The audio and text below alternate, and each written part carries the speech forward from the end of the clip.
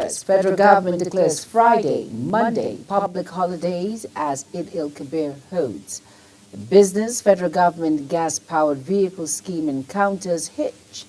And on the foreign scene, Nigeria affected as Saudi Arabia suspends block work visa. And in sports, Nigeria, Cameroon friendly rescheduled again after CAF rejection. Hello and welcome to all our viewers in Nigeria and around the world to News Express on Global Television. Coming to you live from the nation's capital, Abuja, I am Jumai Manson.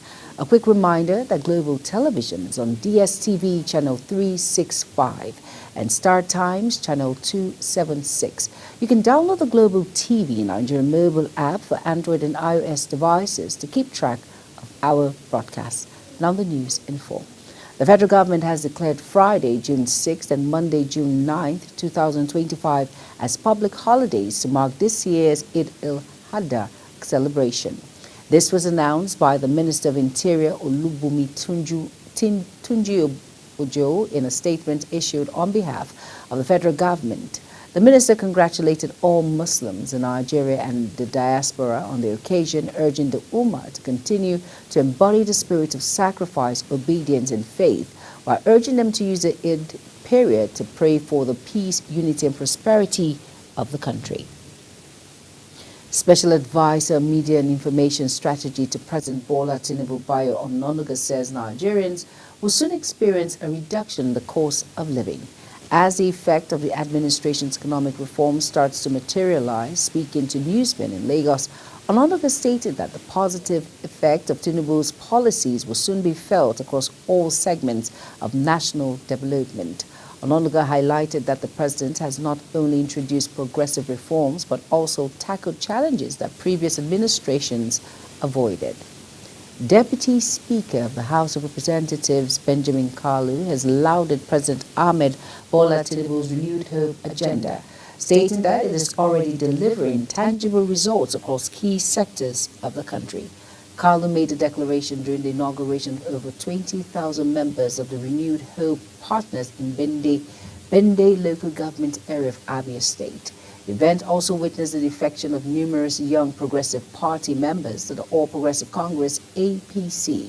Speaking at the event, Kalu emphasized that the Renewed Hope agenda is not just a slogan, but a comprehensive blueprint of Nigeria's progress, citing achievements in economic growth, inflation control, infrastructure, and national inclusion. The All Progressive Congress, APC, has dismissed the allegations by former Minister of Youth and Sports Development, Solomon Dalong, alleging that a power cabal has taken over President Bola Tinubu's government. The National Secretary of the APC, Ajibola Basiru, criticized Dalong's credibility and his performance as former minister. Dalong, in an interview, stated that he foresaw the development even before Tinubu's inauguration on May 29th, 2023. Over now to Saudi, authorities said it has prevented more than 269,000 individuals without official permit from entering Mecca ahead of this year's Hajj pilgrimage. The move came as part of the border effort to control overcrowding and ensure safety during the annual Islamic ritual. The Interior Minister stated that the measures targets both foreign nationals and Saudi residents attempting to perform Hajj without authorization. The federal government has announced a landmark initiative under the Renewed Hope agenda to deliver 77,400 social housing units across Nigeria and launch new Renewed Hope cities in Lagos, Abuja, and Kano. In a move to tackle the country's housing deficit, Yusuf Atta, Minister of State for Housing and Urban Development, disclosed this in a statement reaffirming the federal government's commitment to solving housing challenges through major investments and partnerships.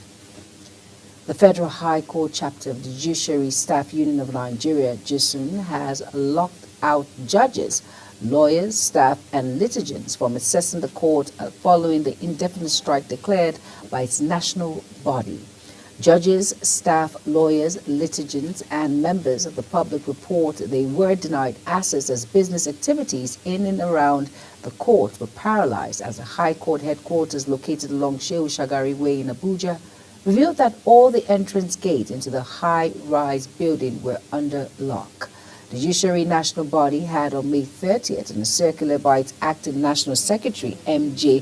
Aswashi, asked all its chapter chairmen to, effective from midnight Sunday, June 1st, direct all their members to stay at home. Suspended Senator representing Kogi Central, Natasha Akpoti-Uduaghan, has spoken out about her controversial suspension from the Nigerian Senate on March 6th, alleging that the move was premeditated and politically motivated. In an interview, the Senator, Akpoti-Uduaghan, claimed that her rights as a legislator were violated and accused Senate President of overstepping his authority. She further alleged that the deeper political tension across when she refused to comply with what she described as the Senate President's demands. Meanwhile, Senator Natasha Akpoti will appear in court on Tuesday as summoned. She was confirmed by her lead counsel, Wes Idahosa San, who stated that whatever the plans of the federal government, Akpoti, as a law-abiding citizen, will comply with the court's directives, expressing uncertainty about whether the federal government planned to arraign her on Tuesday. The Nigerian Meteorological Agency, NIMET, has predicted thunderstorms and rains from Monday to Wednesday across the country. NIMET's weather outlook released in Abuja even said morning thunderstorms on Monday with rains over parts of Taraba, Kaduna, Gombe, Bauchi, Kebbi, Sokoto, Katsina, Jigawa, and Kano states in the northern region. The agency further stated that there are prospects of thunderstorms with rain over parts of Taraba, Kaduna, Sokoto, Borno, Kebbi, and Zamfara state later in the day. You are watching the live broadcast of News Express. News Express returns. Federal government's gas-powered vehicle scheme runs into major hitch nationwide. Details coming shortly, plus foreign and sports stories on the other side of this break. Please stay with us.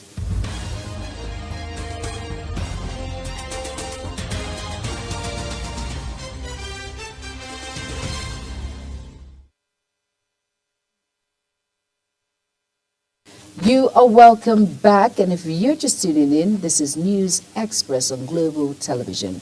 Thank you for staying with us. In business now, industry stakeholders in compressed natural gas (CNG) says the federal government scheme designed to transition Nigeria's vehicle transportation service industry away from fossil fuel to gas has encountered a major hitch.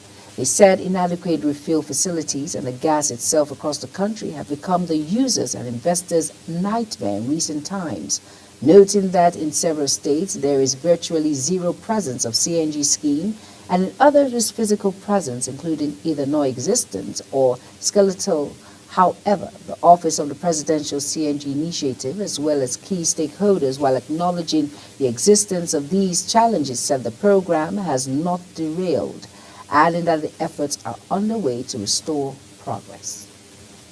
The country's external reserves have declined in the first 4 months of the year, standing at $37.9 billion at the end of April. This decline is attributed to a significant drop in crude oil prices, which fell by 16.74% this year, from $73.29 per barrel on January 2nd to $62.78 per barrel as of May 31st. The decline in oil prices is linked to the decision by Organization of Petroleum Exporting Countries, OPEC, and allies including Russia to increase production by nearly 1 million barrels per day from April to June. The ongoing decline in the oil prices is shaped by a delicate balance of supply-side adjustments, demand uncertainties, and strategic maneuvers from influential players like Saudi Arabia. Moving on to President of the Dangote Group, Aliko Dangote, says most Nigerians are unaware that they currently pay 55% of what it costs other West African countries to purchase premium motor spirit, popularly called petrol. A statement by Dangote Group, Dangote, noted that this was during a high-level visit to the 650,000 barrels per day facility by the President of the Economic Community of West African States Commission, Dr. Omar Traore, and his team, stating that Africa will benefit greatly by encouraging trade among its countries. Dangote stressed that the refinery has helped Nigeria bring down the cost of refined products and production costs across many sectors of the economy. On the foreign scene now, in a sweeping policy shift geared towards managing inbound labor during peak pilgrimage period, Saudi Arabia has temporarily suspended issuance of block work visa quota to Nigerians and nationals from 6 other African countries. Decision announced by the Ministry of Human Resource and Social Development affects new and pending temporary work visa applications. The measure formed part of broader efforts by the kingdom to tighten regulatory oversight across immigration and employment, and would remain in place until the end of June 2025, coinciding with the conclusion of the Hajj season. Britain has announced it will build 12 new attack submarines, and it is set to unveil a major defense review to deal with growing Russian aggression and the changing nature of warfare. Prime Minister Keir Starmer says this is greater instability on defense and security than there has been for several years, as well as greater threats. He stated that his Labour government will later publish a strategic defense review, a document that will assess threats facing the UK and make recommendations. Russian and Ukrainian delegations are in Istanbul for a second round of peace talks, hours after both sides carried out overnight attacks. Kyiv launched 117 drones on military base deep inside Russia after Moscow's largest ever aerial attack on Ukraine the previous night. At least 13 Russian warplanes were destroyed in Sunday's drone attack, Ukrainian officials say, with Zelensky hailing the operation as an absolutely brilliant result. And in sports stories, now the international friendly between Nigerian Super Falcons and the indomitable Lionesses of Cameroon will now be held on Tuesday at the MKO Abiola Sports Arena in Abeokuta, after the Confederation of African Football had a proposed shift to Monday.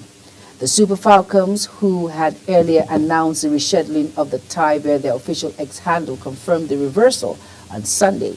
CAF did not approve the reverse date of Monday, June 2nd, as proposed by the Nigerian Football Federation and the Cameroonian Football Federation, prompting a revision to the earlier schedule.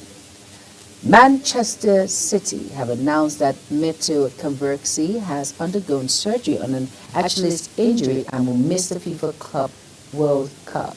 The Associan midfielder 31st played 42 games for the Premier League club during the recently concluded season, scoring 7 goals. Portuguese giants Benfica are the latest club to be linked with KRC Craig striker Tolu Akeredare. Akeredare has been linked with top clubs in Germany, France and Premier League following a stellar campaign for Genk. The forward scored 21 goals to finish top scorer in Beijing in the 2024-25 season. And here we end News Express, but let's go and take a quick look at our top story again. On Global TV News Express, we brought to you that the federal government has declared Friday, June 6th and Monday, June 9, 2025 as public holidays to mark this year's Eid al-Adha celebration. Business industry stakeholders in compressed natural gas (CNG) says the federal government scheme designed to transition Nigeria's vehicle transportation service industry away from fossil fuel to gas has encountered a major hitch. And on the foreign scene, a sweeping policy shift geared towards managing inbound labor during peak pilgrim period, Saudi Arabia has temporarily suspended issuance of block work visa quota to Nigerians and nationals from 6 other African countries. And finally, in sports, the international friendly between Nigerian Super Falcons and the indomitable Lionesses of Cameroon will now be held on Tuesday at the MKO Abiola Sports Arena in Abeokuta after the Confederation of African Football had a proposed shift to Monday. Now that's it on Global TV News Express. Quick reminder that Global TV is on DSTV channel 365 and Star Times channel 276. Kindly follow us across all social media platforms now showing on your screen by using @Global TV NG. You can download the Global TV and on your mobile app for Android and iOS devices to keep track of our podcast.